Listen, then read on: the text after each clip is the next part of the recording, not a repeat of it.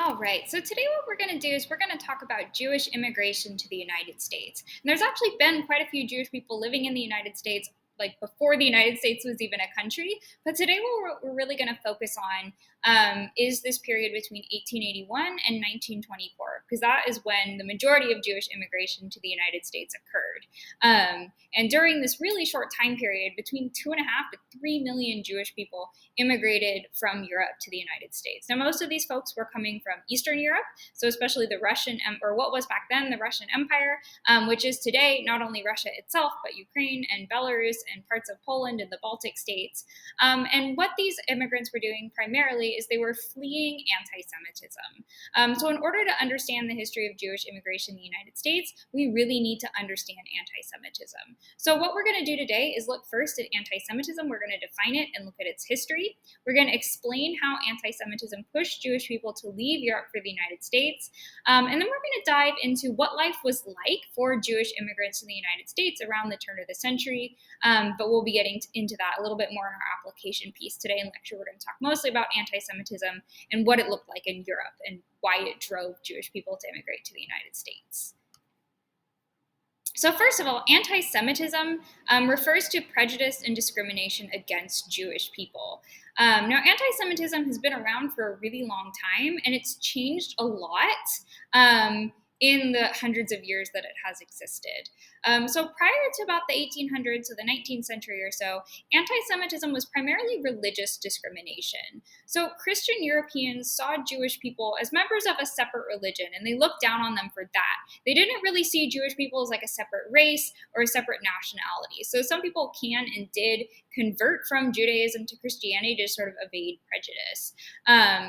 But this will change, as we'll see. So there's two really big examples of anti-Semitism, or that we'll use as examples of anti-Semitism in the Middle Ages and the early modern period. So the first one has to do with people we're already familiar with. So we learned about King Ferdinand and Queen Isabella when we were talking about Christopher Columbus. And we know that these are the folks who financed Christopher Columbus's exploration of the New World. Now, King Ferdinand and Queen Isabella are not only famous because of that, but they're also famous for this really significant incident of anti-Semitism in the late 1400s. So as they were funding Christopher Columbus's expedition, they also expelled all the Jewish people living in Spain. Because they perceived them, again, as kind of like this threat to their religion. They called themselves the most Catholic monarchs, and they saw Jewish people as a threat to that. So they kicked Jewish people out of Spain and kind of sent them fleeing all over Europe, which you can see in this map here. Now, another really significant expression of anti-Semitism that occurred actually a little bit before this time period, so in the Middle Ages, was this thing called blood libel. So anti-Semitism back then and now, for that matter, has been largely, or not largely, but has been in part perpetuated through conspiracy theories and myths. So one of these myths during the Middle Ages that Christian people in Europe kind of perpetuated about Jewish people was this myth, and again, I want to emphasize this is a myth, it is not real. They promoted this myth that Jewish people murdered Christian children. And so as you can imagine, right, people saying, oh, they're hurting children, we hate these people. And they used that as a reason for persecuting against Jewish people. But again, it is a myth, it is not true. And I want to mention this myth because it dates back to the Middle Ages, but we're going to see it recur again a little bit later on. Now, anti-Semitism changed a lot in the 1800s to the 19th century. So previously, anti-Semitism had been kind of about religion. Jewish people were perceived as a separate religion by Christian Europeans. But in the 1800s, anti-Semitism became primarily racial. So what this meant was that Europeans, non-Jewish Europeans, saw Jewish people as belonging to a separate race or ethnicity. So if you're familiar with kind of European history during this time period, you know it's a period of like really strong nationalism. So we saw like Germans and Russians and French people getting super pumped up and believing that their nation was superior to all others. And so kind of following from this, they perceived Jewish people as belonging to like a different nation or race. And so what this meant was they believed that you couldn't be both Jewish and German. They saw those things as at odds with one another. This is also related to kind of developments in how Europeans perceived race around this time. Again, if you're familiar, during the 1800s, this is like when another wave of European imperialism and colonialism happened. They're going out and conquering big chunks of Africa. And so what this led to is Europeans during the late 1800s especially got super, super racist and started really categorizing and separating people out based on race in a way they hadn't even done so during the Middle Ages. So all of these things kind of combined to Europeans becoming increasingly discriminatory against Jewish people. And this is actually when the term anti-Semitism emerged. And the guy who coined the term actually thought it was a good thing. So just more evidence of Europeans being pretty racist in the 1800s. Now, here's the weird thing, though. Some of the medieval anti-Semitism actually persisted into the 1800s. And we saw kind of the worst parts of medieval anti-Semitism combined with the worst parts of racism and anti-Semitism in the 1800s. So, for example, that myth of blood libel, that myth that Jewish people were like hurting Christian children, this persisted all the way into the 1800s. And it was during this time that myth actually got written down. So we think this is probably from like the very early 1900s, so like 1903, 1905-ish. This book was published called The Protocols of the Elders of Zion. And what it did was it falsely, and again, I want to emphasize this as a myth, claimed that Jewish people were secretly plotting to control the world. And I mention that because if you hear people say things today like, oh, George Soros secretly controls the US election, that's kind of what they're drawing on here, is these really, really old, like literally all the way back to the Middle Ages, anti-Semitic conspiracy theories. So you'll notice here, for example, this is a cover of the book, and it's an edition that was published in the United States in the 1930s. So it was even published, it even spread to the United States. But we're kind of getting ahead of ourselves here, right? So initially, this conspiracy theory was actually published in Russia in the early 1900s, probably most likely by the Russian police, though we're not really sure about that.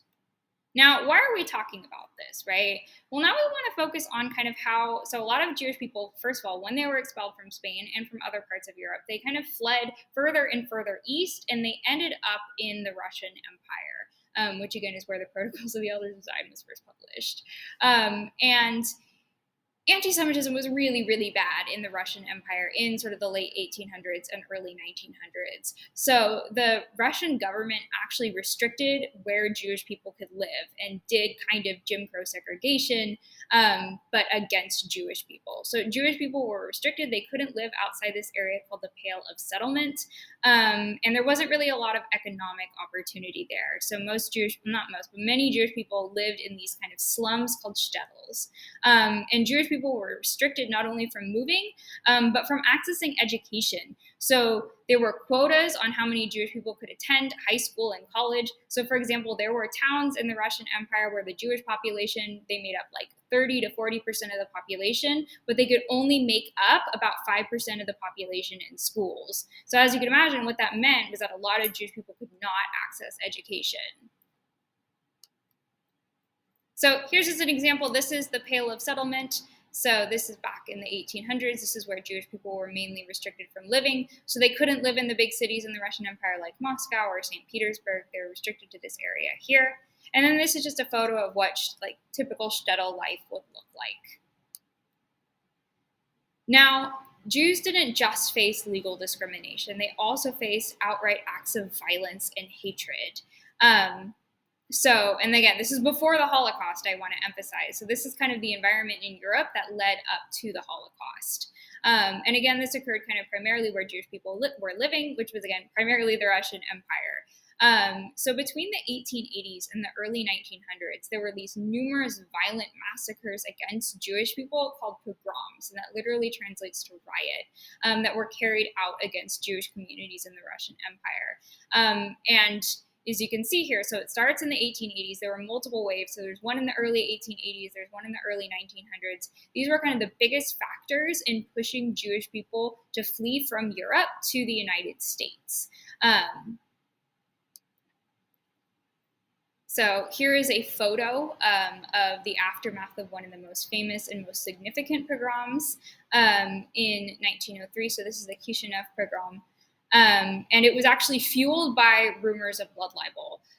So this is a little bit before around when the Protocols of the Elders of Zion was published. And so what happened was a little girl in Kishinev was murdered and Kishinev is in today, I believe, Moldova. So a little girl was murdered, and essentially some town officials accused Jewish people living in the town of perpetuating or committing this murder. There's no evidence that they did so, but it kind of overlapped with those myths about blood libel, like Jewish people killing Christian children. It was not true, but it spurred this really horrific act of violence against the entire Jewish community. And literally men, women, and children were murdered. Now, why did Jewish people go to the United States? Well, in part, that's because a lot of European immigration was occurring to the United States, as we've already seen, right? And you can see here there was actually some condemnation from American politicians of these pogroms. So here's President Teddy Roosevelt condemning the ruler of Russia at the time, Tsar Nicholas II, for the pogroms. So initially, the United States actually was okay with all this Jewish immigration. Like we saw, like Teddy Roosevelt was straight up saying that what happened with the pogroms was not all right. So a lot of Jewish immigrants immigrated through Ellis Island. So they came to the East Coast of the United States. And the majority of Jewish immigrants settled in the big cities on the East Coast, like especially New York City, and especially in the Lower East Side, which we'll take a look at a little bit later on. But this didn't stay consistent. So in the early 1920s, the United States began to restrict Jewish immigration, as well as kind of immigration more generally from Asia, as well as Eastern and Central Europe. So Jewish immigration didn't ever return to that peak that happened during the turn of the century, even after the Holocaust. So there's a lot more to be said there about the history of Jewish immigration during the Holocaust and around that time period. But we're going to hold off for now, and we're going to just focus on this time period that we're looking at. And what we're going to do now is we're going to start to look at what life was like for Jewish people in the United States during the turn of the century.